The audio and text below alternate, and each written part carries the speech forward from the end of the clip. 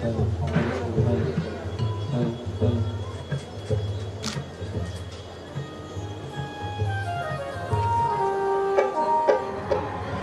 आवाज आए, सब प्रेम से कहिए जय श्री श्याम।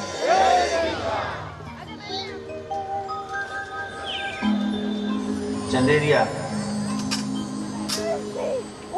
आज उन स्थानों में सम्मिलित हो गया जहां पर बाबा श्याम की कथा का लोगों द्वारा श्रवण किया जाए।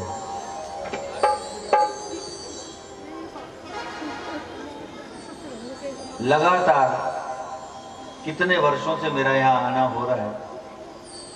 मुझे लगता है कि आप सबके हृदय में अब श्याम का वास हो गया है। आप सब श्याम प्रेमी हैं और जो श्याम के प्रेमी होते हैं उनके हृदय में श्री श्याम का वास होता है। ये भूमि भक्ति और शक्ति की भूमि है। ये भूमि मेवाड़ की ये धरा। जब लोगों का मेरे पास ये भी कहते हुए फोन आया, लोगों ने कहा, मुझे सूचना भेजाई कि ये अंचल मेवाड़ अंचल ऐसा है कि जहां श्री श्याम के विषय में अपेक्षाकृत कम लोग परिचित हैं और जगह की अपेक्षा यहाँ बाबा से परिचित कम है। तो चलिए, बाबा ने ऐसी व्यवस्था कर दी कि अब यहाँ धीरे धीरे करके हाथ से हाथ जुड़ते हुए अब शायद संपूर्ण मेवाड़ ही श्याममय हो जाए।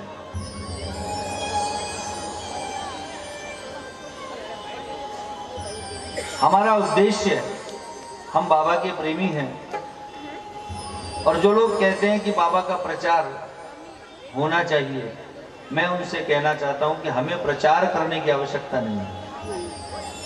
हम किसका प्रचार करेंगे? उस ठाकुर का प्रचार करने की क्षमता हमारी नहीं है। लेकिन एक उद्देश्य अवश्य लेकर चलिए। खाटू, आप में से कितने लोग हैं जो खाटू जाते हैं? खाटू में आज ये मान के चलिए कि बाबा के 5 करोड़ 10 करोड़ 15 करोड़ भक्त हैं। अगर राष्ट्र में देखा जाए तो इतना मान लें, 15 करोड़ मान लें, 90 करोड़ सनातनी हिंदू खाटू ना पहुंचने लग जाएं, तब तक हमारा ये प्रयास रुकना नहीं चाहिए। हमें सबको खाटू लेकर जाना है। ये देव सबका देव है, ये देव कलयुग का देव। आइए, श्याम कथा का श्रवण आप करें और मैं आपको श्याम कथा के विषय में जितना मेरा ज्ञान है उतना बताऊं। उससे पहले मैं चाहूंगा, आइए मिलकर एक छोटा सा जय जय राधा रमण हरि बोल, जय जय राधा रमण हरि बोल। बोलिए जय जय राधा, सब बोलिए जय जय राधा हरि बोल हरि बोल हरि बोल हरि बोल हरि बोल हरि बोल हरि बोल हरि बोल हरि बोल हरि बोल हरि बोल हरि बोल हरि बोल हरि बोल। जितने प्रेमी हैं जरा दोनों हाथ उठाइए और राधा रानी के श्री चरणों में मिलकर नाच कर झूम कर तालियां बजाकर कहिए जय जय राधा रमण हरि बोल। बोलिए जय जय राधा रमण हरि बोल। बोलिए जय जय राधा रमण हरि बोल, राधा रमण हरि बोल, जय जय राधा रमण हरि बोल, जय जय राधा रमण हरि बोल।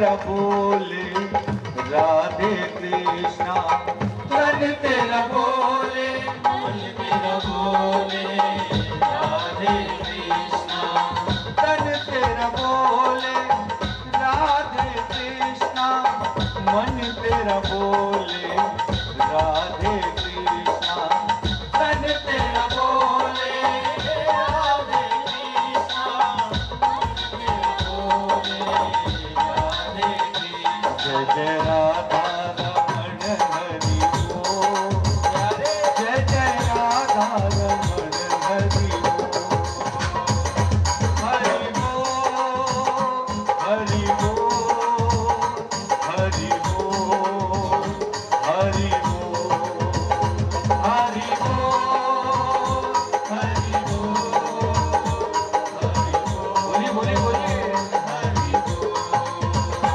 जय जय राधा रमण हरि बोल, जय जय राधा रमण हरि बोल, जय जय राधा रमण हरि बोल, जय जय राधा रमण हरि बोल, जय राधा रमण हरि बोल, जय जय राधा रमण हरि बोल, जय जय राधा हरि बोल, हरि बोल, हरि बोल, हरि बोल, हरि बोल, हरि बोल, हरि बोल। जय जय राधा रमण हरि बोल, जय जय राधा रमण हरि बोल, जय जय राधा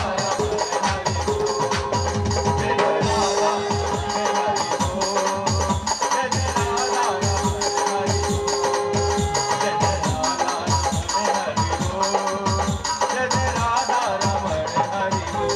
बोलिए वाटे हरि लाल की। एक जयकारा जरा ऐसा लगाइए कि आपके हृदय से आवाज निकले और मेरे ठाकुर के श्री चरणों तक पहुंच जाए। बोलिए बाके बिहारी लाल की, बोलिए श्याम प्यारे की, बोलिए खाटू नरेश की, बोलिए हारे के सहारे की। श्याम कथा आप में से कितने लोग हैं जिन्होंने महाभारत का अध्ययन किया है? कितने लोग जिन्होंने महाभारत पढ़ी? इस कथा में एक विशेष बात और है, वो मैं आपको बता दूं कि कुछ जो विचारधाराएं फैली हुई है ना समाज में, कुछ कुरीतियां, कुछ गलत बातें, वो भी यहां दूर की जाएंगी। दो महाकाव्य जिनका मैं नाम लेना चाहता हूं, रामायण और महाभारत। यदि सनातन धर्म को समझना है तो तीन ग्रंथ बहुत जरूरी हैं। कौन कौन से? एक रामायण, एक महाभारत और एक श्रीमद् भागवत। अब ये तीनों क्या है ये समझिए। जब बच्चा छोटा होता है तो उसके बड़ों को उसे समझाना पड़ता है ना, ऐसा मत करो, नहीं बेटा ये काम मत करो, ये काम मत करो, उसे अच्छा बुरा बताना पड़ता है। ये काम हमारे धर्म में महाभारत करती है। महाभारत हमें समझाती है कि हमें जीवन में क्या नहीं करना चाहिए। इसलिए महाभारत को कहा जाता है योग शास्त्र। महाभारत को क्या कहा जाता है? योग शास्त्र। जीवन में क्या करना चाहिए ये हमें सिखाती है रामायण। इसलिए रामायण को कहा जाता है प्रयोग शास्त्र। रामायण क्या हो गई? प्रयोग शास्त्र। और जब व्यक्ति अपने लोकाचार, अपने पारिवारिक सब काम पूरे कर देता है, उम्र एक हो जाती है और लगता है कि प्रभु अब मैंने अपने सारे काम निपटा दिए, उस समय अब क्या चिंता है कि अब तो तुमसे मिलन होने वाला है। कहा जाए, अगर ध्यान से सोचा जाए तो जहां हम लोग बैठे हैं हम इसे ससुराल कहते हैं, मायका तो हमारा वो है। पिता के घर जाने की अब जब समय आ जाता है ना, उस समय श्रीमद् भागवत पढ़ो, क्योंकि वो आपके मन में वियोग जगाएगा, इसलिए उसे कहते हैं वियोग शास्त्र। वो वियोग जगाएगा कि प्रभु बस कुछ दिन और, अब आपसे मुलाकात होने वाली है। 3 शास्त्र कौन कौन से? योग शास्त्र महाभारत, प्रयोग शास्त्र रामायण और वियोग शास्त्र श्रीमद् भागवत। कई लोग कहते हैं कि साहब घर में महाभारत की पुस्तक नहीं रखनी चाहिए, पहली यही खंडन करना शुरू करता। किस किसने सुना है ये बात कि घर में महाभारत नहीं रखनी चाहिए? ईमानदारी से बताएं। देखिए इतने लोग जानते हैं कि घर में महाभारत नहीं रखनी चाहिए। मैं आपको बताऊं, घर में महाभारत अवश्य रखनी चाहिए, क्योंकि महाभारत का एक एक पात्र आपको जीवन जीने का तरीका सिखाता है। कोई भी पात्र महाभारत हमें वो सिखाता है जो हमें करना चाहिए, नहीं करना चाहिए। जितना हमारा सोच है उससे ज्यादा हमें सिखाती है महाभारत। महाभारत जरूर रखिए। कोई कहे कि मत रखो तो उसे समझाइए कि सनातन धर्म की रीढ़ है महाभारत, रामायण और श्रीमद् भागवत।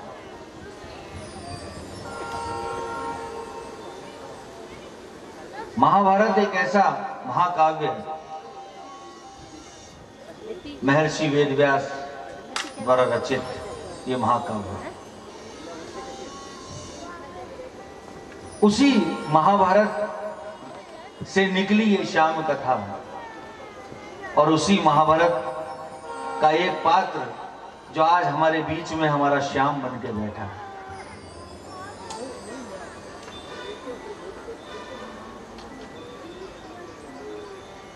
महाभारत आप सब में थोड़े थोड़े रूप में पढ़ी होगी, और यहां संपूर्ण महाभारत की विवेचना नहीं की जा सकती क्योंकि हमें श्याम कथा करनी है। लेकिन श्याम कथा से संबंधित महाभारत की सारी बातें यहां बताई जाए। धृतराष्ट्र के पुत्रों को क्या कहा गया? कौरव। और पांडु के पुत्रों को पांडव कहा गया। कौरव कितने थे? बोलते जाओ। 100। और पांडव 5। धृतराष्ट्र और पांडु में बड़े कौन थे? धृतराष्ट्र। तो नियम से राजगद्दी मिलनी चाहिए थी धृतराष्ट्र को, लेकिन धृतराष्ट्र जन्म से अंधे थे, जन्मांध थे। इसलिए बुजुर्गों ने यह तय किया कि पांडु को राजगद्दी सौंप दी जाए। लेकिन पांडु को भी एक रोग था जिसे पांडु रोग कहा जाता है।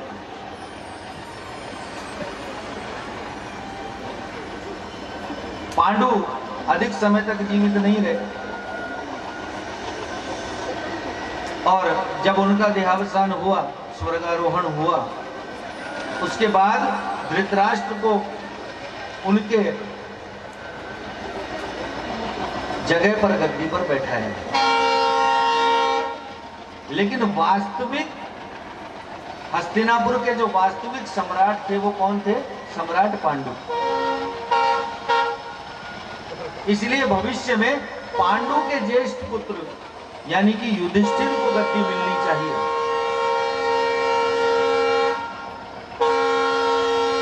कौरवों में जो सबसे बड़े थे कौन थे? दुर्योधन। का नाम क्या था? दुशासन। अब आपको एक विशेष बात बताता हूं, इनके नाम दुर्योधन और दुशासन नहीं थे। कोई माता पिता अपने बच्चे का नाम दुर्योधन रखेंगे क्या? या दुशासन रखेंगे क्या? नहीं। बहुत सुंदर नाम दिए गए थे। राजपुरोहित ने धृतराष्ट्र के सबसे बड़े बेटे को सुयोधन नाम दिया, सुयोधन, और उससे छोटे वाले का नाम था सुशासन। जब इन्हें गुरुकुल भेजा गया द्रोणाचार्य के पास, ऐसा माना जाता है सनातन धर्म में। आप में से कितने लोगों ने गुरु, आध्यात्मिक गुरु बना रखे हैं? जिन्होंने गुरु बना रखे हैं वो बताइए। जब गुरु बनाया जाता है सनातन धर्म में, तो गुरुकुल से एक नया नाम दिया जाता है, जो गुरुकुल का नाम होता है। ऐसा एक चलन है। अब आप में से किसी के साथ हुआ नहीं हुआ ये पता नहीं, लेकिन ऐसा होता है कि गुरुकुल में बालक का एक नाम दिया जाता है। दुर्योधन यानी कि सुयोधन जब सबसे पहले पहुंचे द्रोणाचार्य के पास, तो ऋषि द्रोणाचार्य ने, गुरु द्रोणाचार्य ने उनसे पूछा कि पुत्र तुम्हारा नाम क्या है? बोले गुरुवर मेरा नाम सुयोधन है। बोले सुयोधन का मतलब जानते हो? बोले हाँ प्रभु जानता हूं। बोले बताइए सुयोधन का मतलब क्या है? सुयोधन का मतलब है नीति वाला युद्ध करने वाला योद्धा। सुयोधन अच्छा युद्ध करने वाला योद्धा, अच्छा योद्धा जो नीति से युद्ध करे, वो सुयोधन। अब गुरु ने पूछा कि तुम युद्ध कैसा करना पसंद करते हो, नीतिगत युद्ध या दुर्घर्ष युद्ध? तो सुयोधन ने कहा प्रभु नीतिगत युद्ध में मैं विश्वास नहीं करता, मुझे तो दुर्घर्ष युद्ध अच्छा लगता है। दुर्घर्ष, मरो या मारो, कोई नीति नहीं, साम दाम दंड भेद, कैसे भी विजय हासिल करनी है। दुर्घर्ष युद्ध मुझे अच्छा लगता है। तो गुरुदेव ने कहा कि चलिए आज से आपका नाम सुयोधन नहीं दुर्योधन होगा, क्योंकि आप दुर्घर्ष युद्ध करने वाले हैं, इसलिए नाम क्या रखा गया? दुर्योधन। इसी प्रकार सुशासन से पूछा किस प्रकार का शासन करना पसंद करते हो, अच्छा शासन या बस शासन होना चाहिए चाहे कैसे भी हो? तो सुशासन ने कहा कि नीतियों का ध्यान कौन रखेगा? गुरुदेव। शासन होना चाहिए, गद्दी होनी चाहिए, बस। तो गुरुदेव ने नाम रखा उनका दुशासन। इस प्रकार सुयोधन और सुशासन का नाम दुर्योधन और दुशासन पड़ा। दुर्योधन ये मानते थे हमेशा कि मैं सम्राट धृतराष्ट्र का ज्येष्ठ पुत्र, सबसे बड़ा पुत्र हूं, इसलिए राजगद्दी मुझे मिलनी चाहिए। जबकि वास्तविकता यह थी कि उस गद्दी के असली हकदार पांडु थे और पांडु के ज्येष्ठ पुत्र युधिष्ठिर को वो गद्दी मिलनी चाहिए।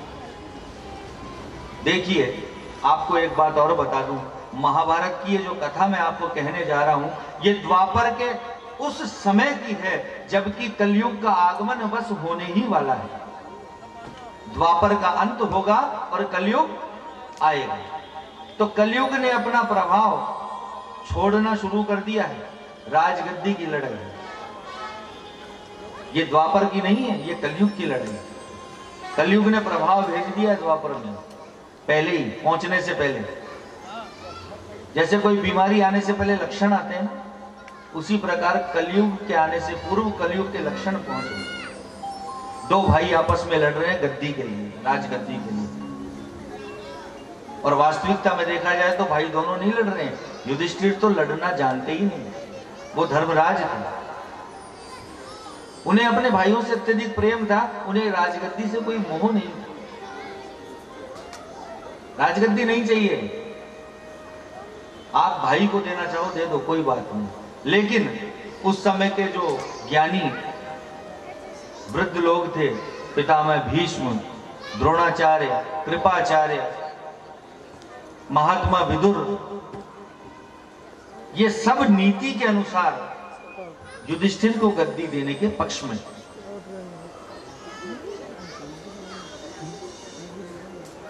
युधिष्ठिर को गद्दी मिलनी चाहिए, ये उनका मानना था। और इसी क्रम में दुर्योधन और दुशासन सदा पांडवों से बैर अपने मन में रखते थे।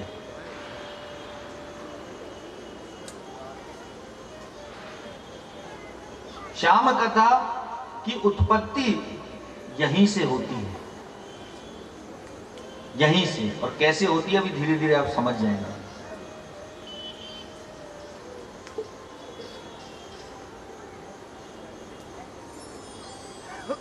आज इस उत्पत्ति से कथा की तरफ आगे बढ़ूं उससे पहले मैं जिस धरा पर बैठा हूं, कहते हैं कि जिस भूमि पर आप बैठो वो सबसे ज्यादा सबसे पहले उसे मनाना चाहिए। तो सबसे पहले मैं मेवाड़ की भूमि को मनाना चाहता हूँ एक भजन के माध्यम से। आइए, आप ही के चंदेरिया में लिखा हुआ ये भजन है, आपने सुना है, आज फिर सुनिए। पहले इस भूमि को, माता को मना लूं, उसके बाद इस भूमि पर बैठकर शाम को मनाएंगे सारे मिलकर।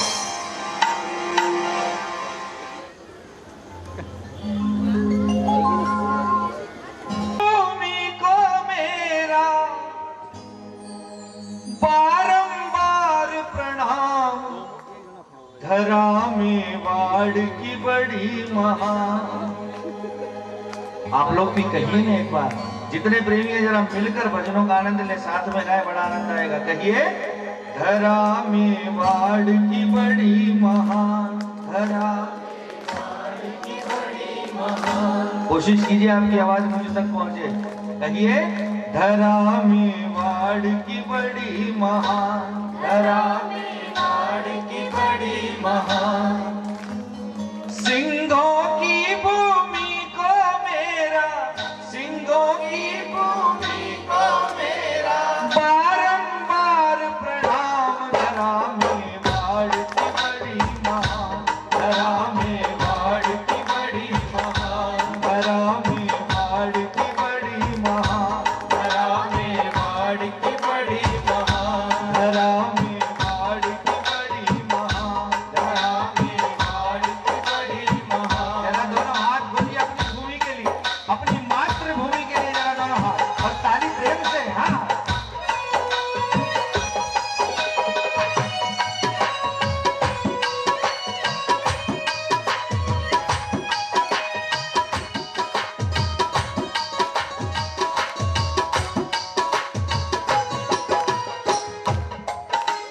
कहिए, दुनिया को भक्ति सिखलाई, दुनिया को भक्ति सिखलाई, कृष्ण प्रिया थी मीरा बाई, कृष्ण प्रिया की मीरा बाई, कृष्ण प्रिया थी मीरा बाई, कृष्ण प्रिया की मीरा बाई।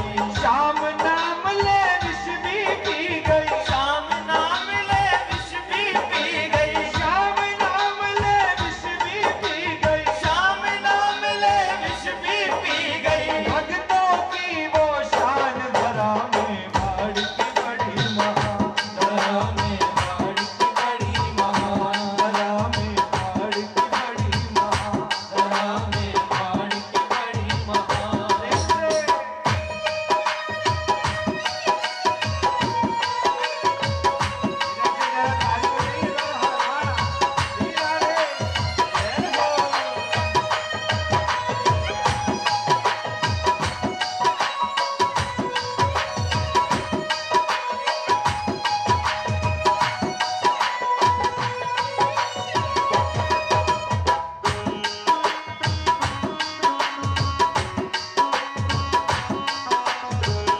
बोलिए मातृभूमि की जय, भारत माता की।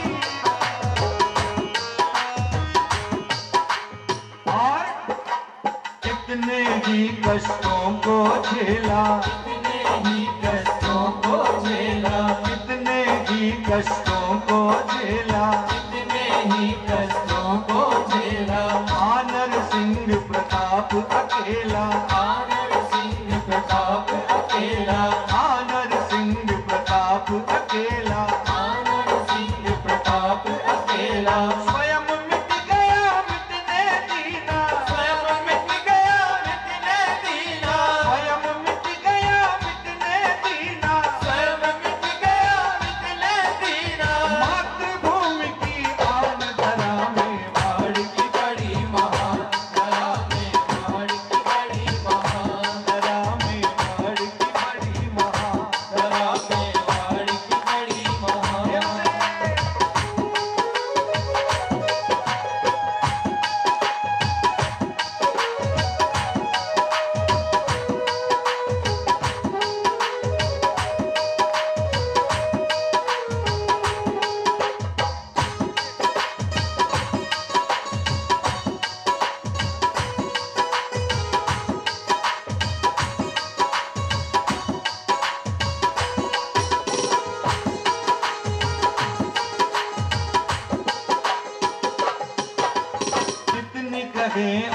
कितनी सुनाए, कहें और कितनी सुनाए, इस धरती की वीर कथाएं, इस धरती की वीर कथाएं, कितनी कहें और कितनी सुनाए, कितनी कहें और कितनी सुनाए, इस धरती की वीर कथाएं, इस धरती की वीर कथाएं। पन्ना की ममता वीरों की क्षमता, की ममता वीरों की क्षमता, जाने सारा जहान धरा में बाढ़ की बड़ी महान, धरा में बाढ़ की बड़ी महान, धरा में बाढ़ की बड़ी महान।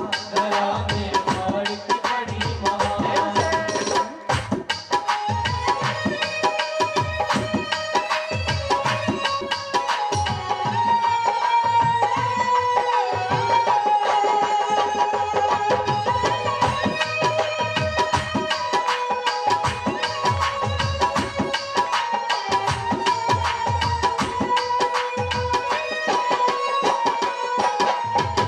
मिलकर कहिए, आप सभी के लिए पंक्तियां हैं, क्योंकि आप सभी वो सौभाग्यशाली लोग हैं जिन्होंने मेवाड़ की धरा पर जन्म लिया।